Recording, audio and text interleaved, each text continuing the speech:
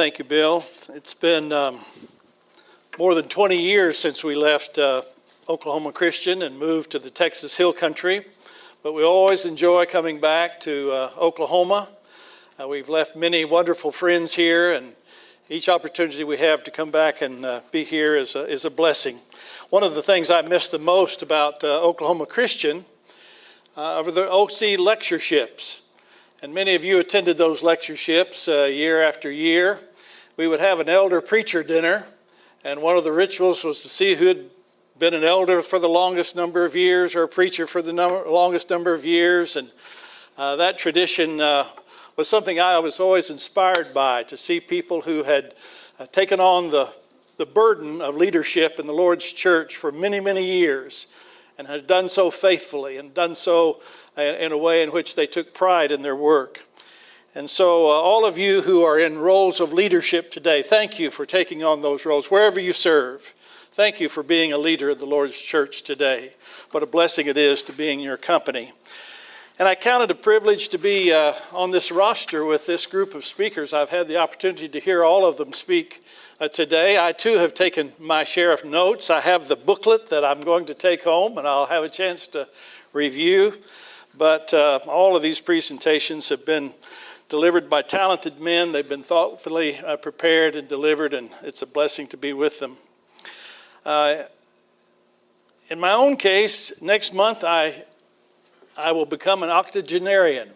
I could hardly say it, but now I'm going to be one. And the sand in my hourglass is getting a little thin. I don't get nearly as many calls to speak today as I once did, but I'm always glad to have a chance to share and to be among leaders of the Lord's church. Thank you for inviting me to come and to be here today. I want to congratulate those who have borne the burden of putting this workshop on. The whole congregation at Manford, I know, has to support it in some way, but these leaders, Kevin and Leon and Bill, have been given a lot of recognition. Robert, for the work that they do. Thank you for that. I want to tell you a story about them, though, that you probably don't know. I was here a year ago and had a chance to speak. And those of you who were here a year ago may remember that I just learned that morning a call from my wife that my eldest daughter had just been diagnosed with cancer.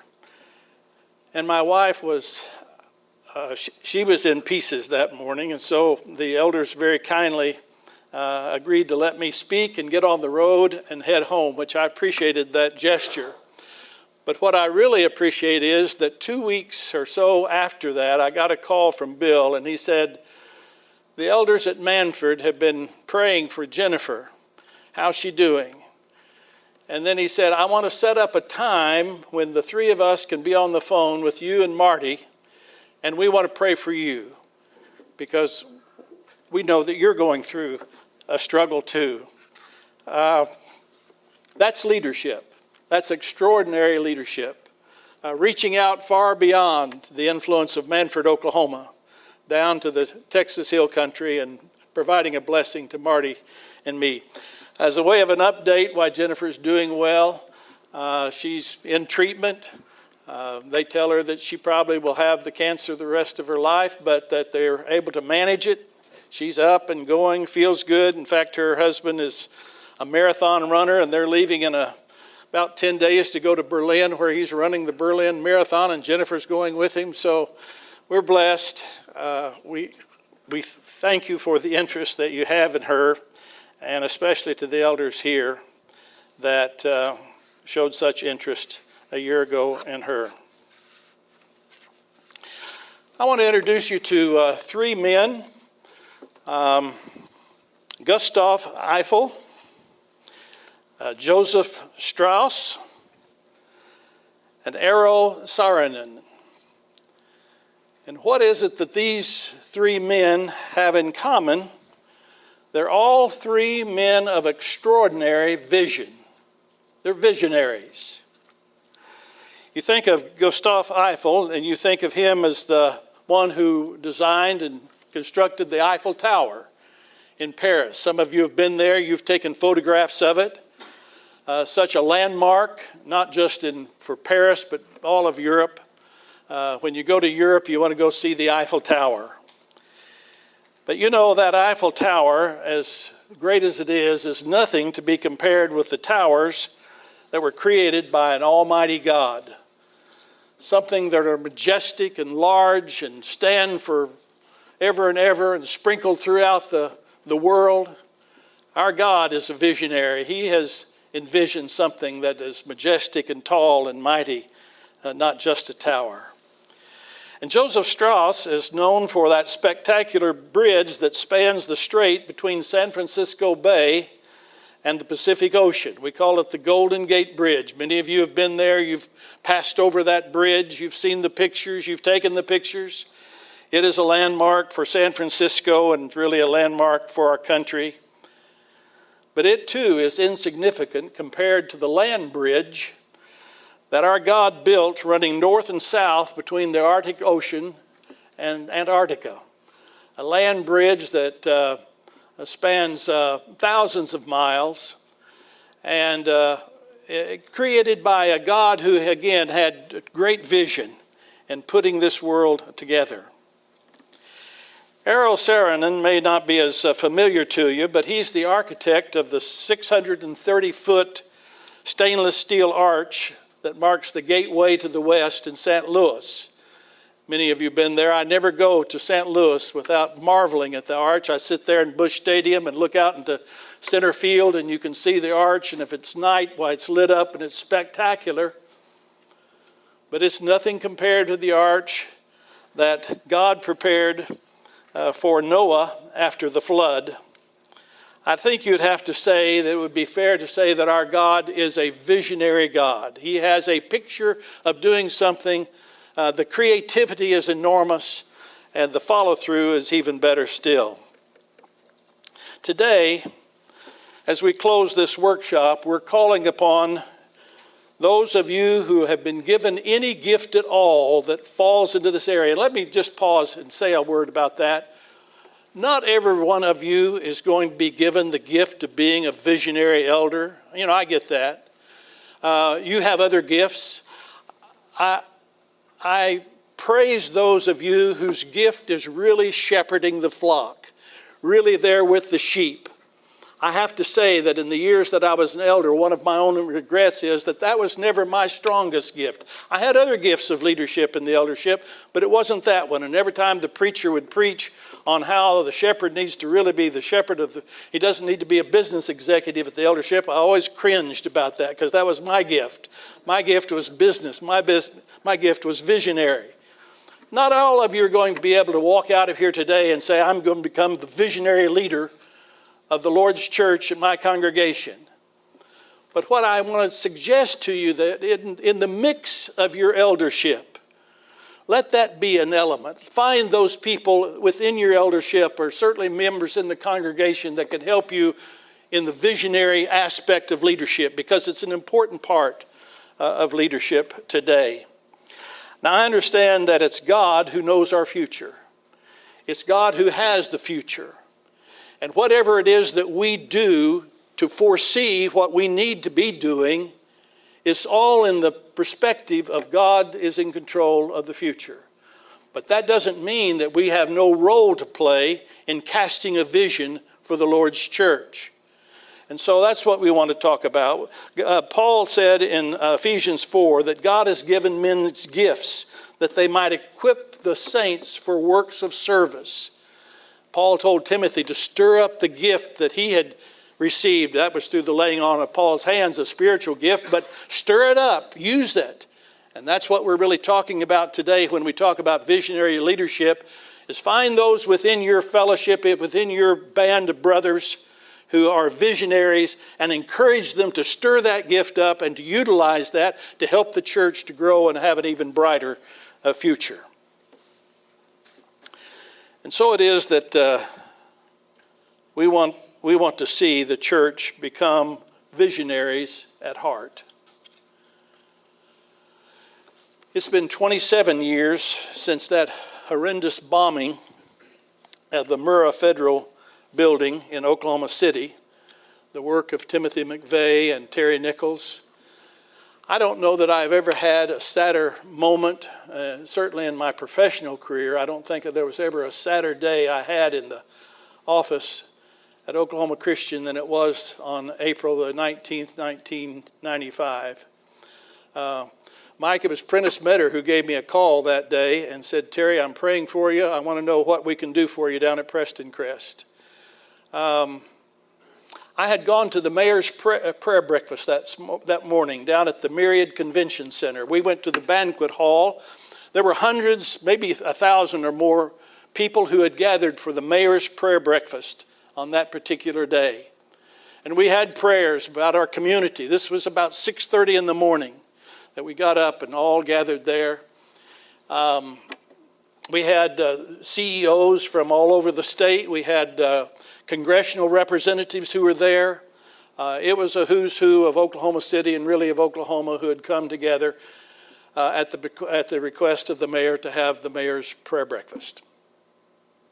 I left that meeting about 8:15, 8:30, got in the car, traveled the 13 miles out to the campus at Oklahoma Christian, barely got into the conference room, sat down to begin discussing who knows what, some budget item for sure. And I hated those meetings. I'd sat down for 2 minutes when we felt the earth shake. Now, we're 13 miles away. You keep that in mind. Felt the earth shake, and the windows of Benson Hall began to rattle. We thought maybe it was a sonic boom. Some plane had flown over like they used to all the time and rattled the cage. Or someone said maybe it was a gas main that had burst or broken. It was about 5 minutes later that one of the secretaries came in and said, "You've got to come look at these news reports. There's been a bombing in downtown Oklahoma City." 168 people lost their lives on that particular day. And the city of Oklahoma City was flat on its back. It was demoralized, depressed, in shock. And it had so much healing that needed to take place following that. But you know, ironically enough, that tragic event has led to a full-blown renaissance in downtown Oklahoma City. Bricktown has emerged. New hotels and office buildings have been built. A new ballpark was built. Even a new riverscape that was put in that added a sense of beauty that Oklahoma City never had before. On top of that, an NBA team was invited to come and became the Thunder.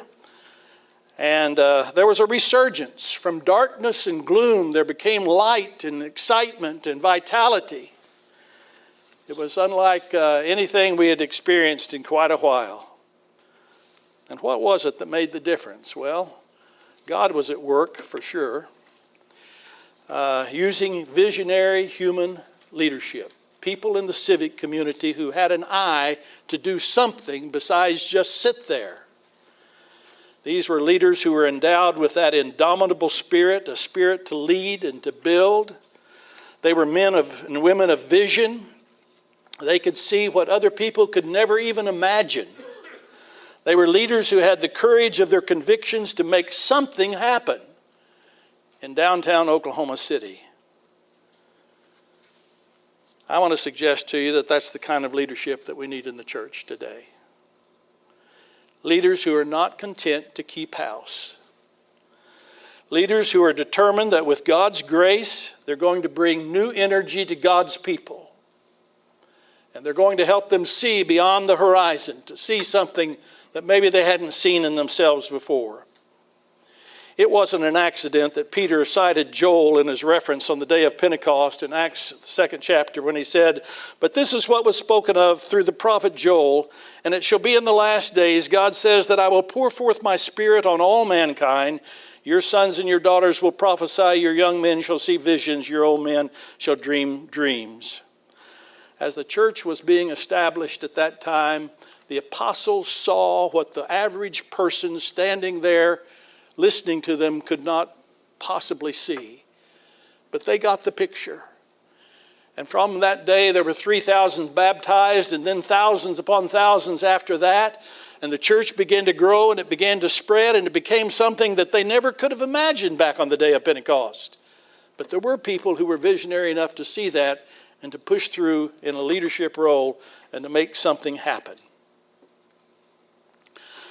I don't know how many of you ever heard of the Sundance Film Festival.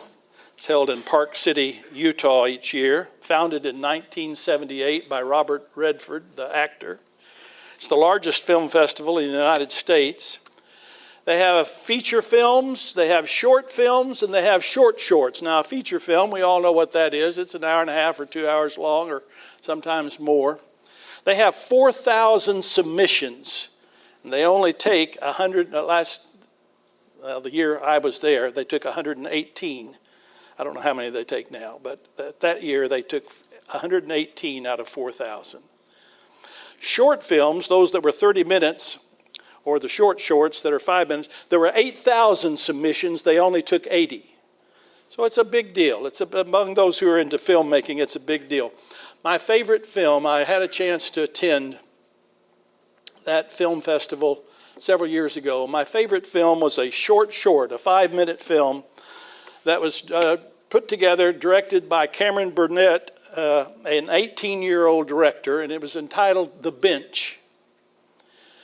Now, The Bench, what you saw in this 5-minute film, you saw two men sitting on a bench in the park, and then you see the older fella kind of looking over and realizing was someone that was there. He was blind, and he said, "Excuse me, but I'm blind. I can't see. I hear all the noises out in the park. Can you describe for me what's going on out here in the park?" And the younger man sitting next to him said, "Well, yes, of course." He said, "There are two people out there in a canoe on the lake. There's an older man who's walking his dog down the sidewalk. There's a boy over here who's flying a kite. There are two young lovers sitting over there on the blanket, enjoying one another's company. And there's some kids over there playing tag around the tree." And the old man was so pleased. He said, "Oh, thank you." He said, I needed that to help me imagine what was going on out there. I could just hear the voices. And then what you saw in the last scene was the young man who excused himself and walked over toward the sidewalk with his white cane. He was blind also. Everything he had told the man was just his imagination. He was just trying to fulfill the man's request of knowing what was going on out in the park. That's what Jesus did with parables. He took people who were having a hard time envisioning what he was talking about, and he shared a story with them, helped them to catch the picture, to see the picture. He told the parable of the soils that we might know how to condition our hearts to be more receptive to the Word of God as it's planted into our hearts. He told the story of the pearl of great price, that we would open our eyes to the fact that there's value far beyond the material that we see. And he told the parable of the mustard seed so that we can see, although we may be small at the present time, God has plans for us to be much larger and much bigger than what we see around us.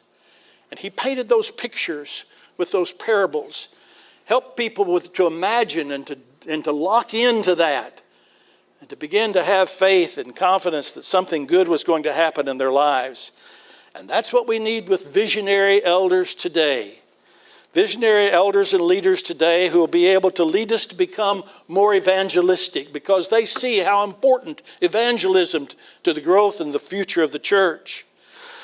Visionary leaders who call us to new roles of service in the community so that we really have impact in the community. We really have outreach. There are people who are looking to us because there's something happening there at that church.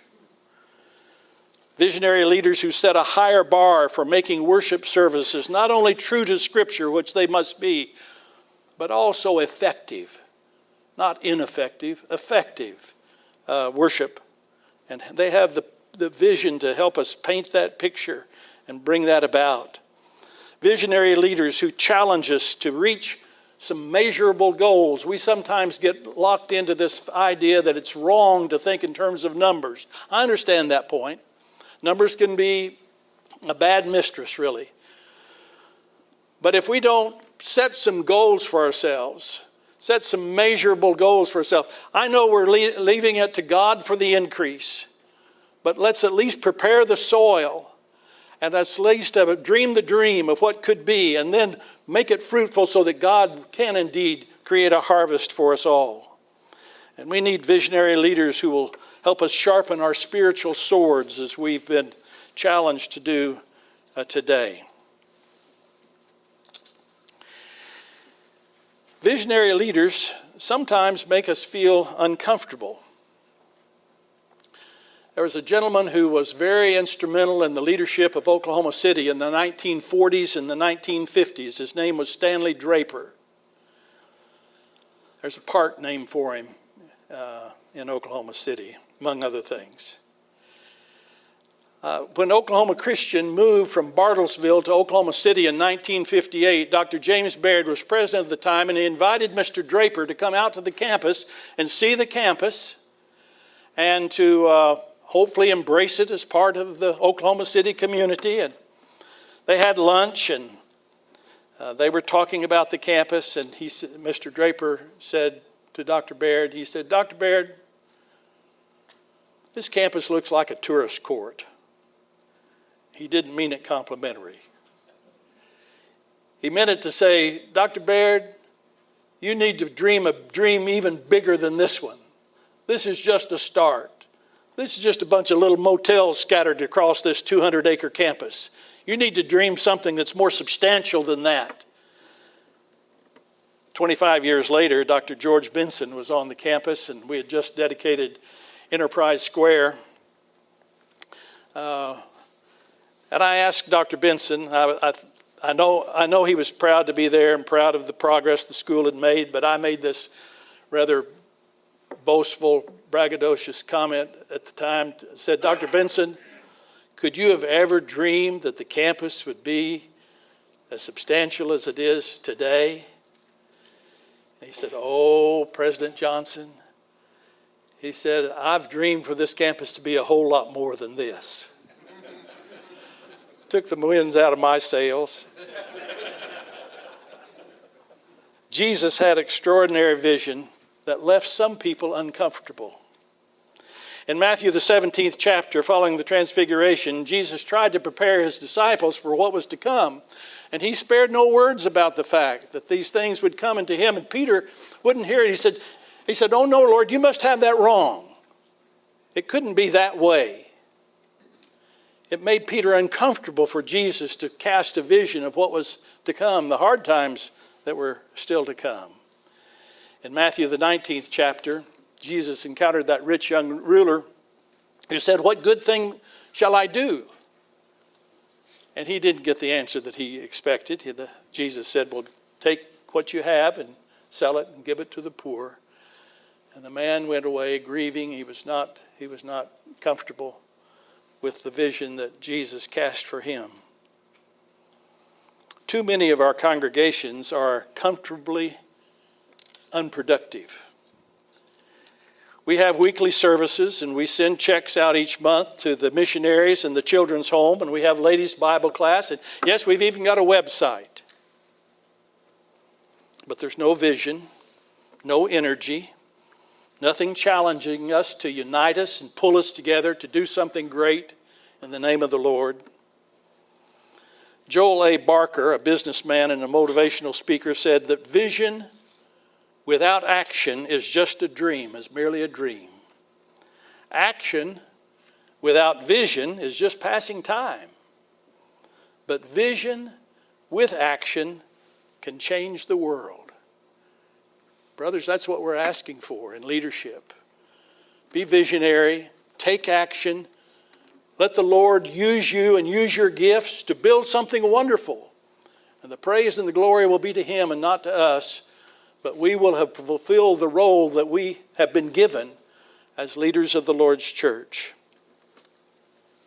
I see a trend today among some of our younger leaders of having the church engage in a lot of local benevolence programs, working with the marginalized and the disenfranchised. And let me say and be on record, that's a good thing. We need to encourage those kinds of efforts, not discourage them. No need to oppose them. I grew up in a time when we were all preaching against the social gospel. Some of you are old enough to remember that. We thought we were on the right side of speaking out against these things that were trying to do good to people instead of evangelism.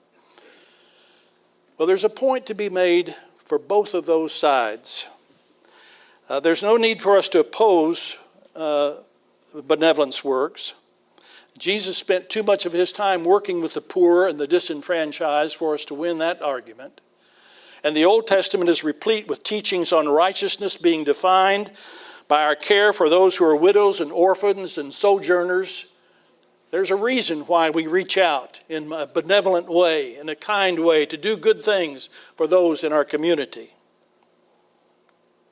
Regretfully, those social programs in some cases have developed at the expense of our evangelistic fervor. It's displaced mission work in our budget. Little is being done to replicate the Jewel Miller film strips of the 50s and the 60s, or the bus ministries of the 70s or 80s, which were especially designed for evangelistic outreach to bring people and to convert them to the Lord Jesus Christ. If we're not in the business of tilling the soil and planting the seed, there will not be congregations left to do all the good benevolence work that we've got in mind to do. We must be evangelistic. Our vision for the church has got to include evangelistic outreach and replenish the numbers that we've seen falling in recent years. Where is our vision? Then we need to couple it with action. Our nation is in a precarious point in its history. Democracies only last so long and then they crumble, usually from within. We're polarized as a nation. We have red states and blue states. We have CNN and Fox News, and never the twain shall meet. If ever we needed spiritual revival, it's now, but we've lacked the vision to bring it about. In Proverbs 29:18, where there is no vision, the people perish. Or as the New American Standard Version says, the people are left unrestrained. And so it is with the church. If we have leaders without vision, we're going to pay the price for weak leadership. Spiritual blindness has always been a problem. In Jeremiah 5th chapter, verses 20-21, declare this in the house of Jacob and proclaim it in Judah, saying, now hear this, O foolish and senseless people, who have eyes but do not see, who have ears but do not hear. Jesus made a similar observation in his day in Matthew 13. I speak to them in parables, because seeing they do not see, and hearing they do not hear, nor do they understand. And so he painted these pictures, these word pictures, to help them see what was there. Saul himself was spiritually blinded by his education and his zeal, but by God's grace his eyes were opened to the reality of Jesus, and he became a visionary leader. If ever there was a visionary leader of the Lord's church, it was the Apostle Paul. Went about preaching, teaching, going, doing, energizing, converting, soul winning everywhere he went. Today, many of us are blinded by our own selfish interest, our traditions, and our fears. We need leaders with extraordinary vision who will teach us to love and not hate, who will teach us to accept others without showing prejudice, who will teach us to forgive but not spitefully so, to be gentle rather than authoritarian, to be servants, not expecting others to serve us, grateful for every good gift from God and man, and will lead by actions more than by words. The psalmist said, I will lift up my eyes into the hills from whence comes my help. My help comes from the Lord. Each man sitting in this auditorium tonight, whatever God has given you to do, whatever gifts He's given you to use, you can only do it by the grace of God and by His lifting you up. And so Don Milliken's point of staying on our knees is exactly right. We need to be in prayer and allowing God to use us and work through us. And so I want to invite you as we close, I want to invite you to sit on the bench with me. Let's sit on the bench. Let's imagine what the church could be in 20 more years, 50 more years, for our children, our grandchildren, our great-grandchildren. What's the church? What are we going to leave? What is the legacy of the church that we're going to leave? What do you see as you sit on the bench? Close your eyes and imagine for a moment what the church could be. Can you see a God that's full of love and grace, who genuinely cares for His church and is working actively in the church? Can you see Jesus hanging on the cross, atoning for all of the sins of the world, and the people of your congregation grateful every time they assemble for the fact that that sacrifice has been made for them? Can you see beyond this life, peering through the portals of eternity? We're not preaching about heaven and hell much anymore. I don't know how people even imagine heaven when we don't preach or teach about it, but we need to get people thinking in those terms. Can you see an imploring Savior who pleads with you to lay aside your selfishness and to become His servant, His leader? Can you see a church on the march, united as one, growing again, evangelizing the lost? Is that part of your vision? Then you're the kind of the leader that we need in today's church. May God use you effectively to lead the flock, and that you be faithful unto death.